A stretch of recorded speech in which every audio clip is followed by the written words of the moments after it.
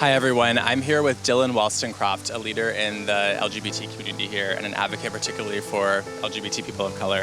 Thank you so much for taking the time to speak with us. No problem, thanks for having me. I know that you actually know some of the victims who lost their lives that evening. Could you share a little bit about them and tribute to them? Lewis, who worked at Universal, it's a tragedy that he was taken from us because he was a good man who deserved to live a long, healthy life.